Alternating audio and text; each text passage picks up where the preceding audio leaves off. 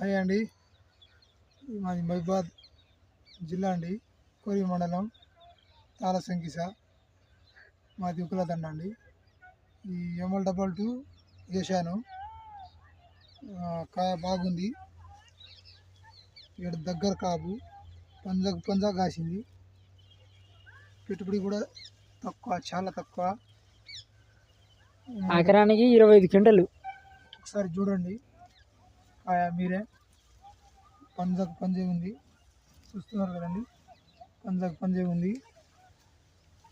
ఇది దాదాపుగా ఇంకా చూపిస్తాను.